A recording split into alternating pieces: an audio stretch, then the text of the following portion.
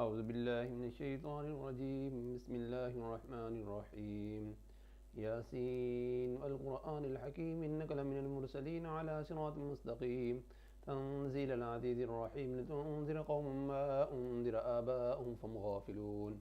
لقد حق القول على أكثرهم لا يؤمنون إنا جعلنا في أعناقهم أغلالا فهي إلى الأذقان مقمحون وجعلنا من بين أيديهم سدا ومن خلفهم سدا فأغشيناهم فهم لا يبصرون وسواء عليهم أأنذرتم أم لم تنذرهم لا يؤمنون.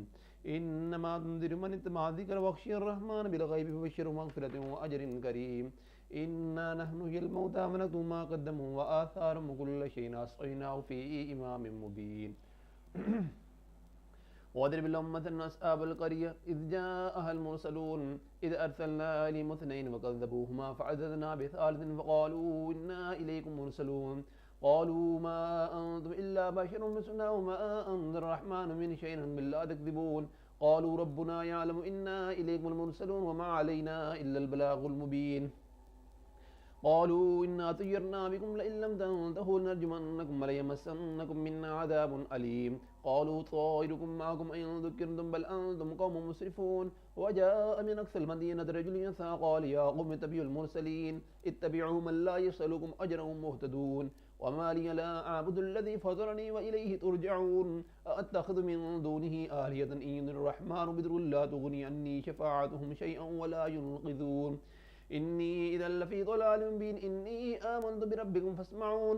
قيل ادخل الجنة قال يا ليت قومي يعلمون بما غفر لي ربي وجعلني من المكرمين. وما أنزلنا على قومه من بعده من جند من السماء وما كنا منزلين.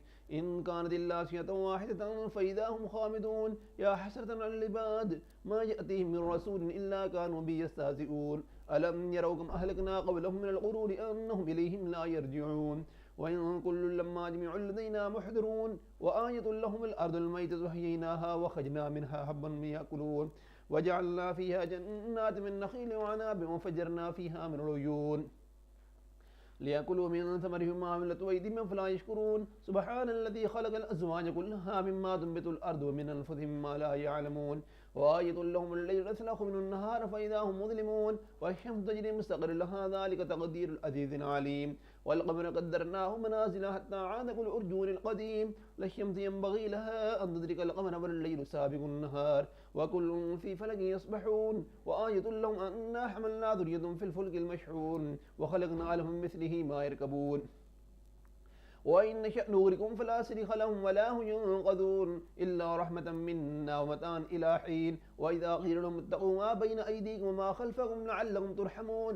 وما تأتيهم من آية من آيات ربهم إلا كانوا عنها معرضين. وإذا قيل لهم أنفقوا مما رزقكم الله قال الذين كفروا للذين آمنوا لو شاء الله أسمه إن أنتم إلا في ضلال مبين. ويقولون متى هذا البعد إن كنتم صادقين. ما ينظرون إلا أشياء واحدة تأخذهم يخصمون فلا يستطيعون توصية ولا إلى أهلهم يرجعون. ونفخ في الصور فإذا هم من الناس إلى ربهم ينسلون. قالوا يا بيننا بعثنا من مرقدنا هذا ما عبد الرحمن وصدق المرسلون. إن كانت إلا شيئا واحدة فإذا هم جميع لدينا محضرون. واليوم لا تظلم نفس شيئا ولا تجزون إلا ما كنتم تعملون.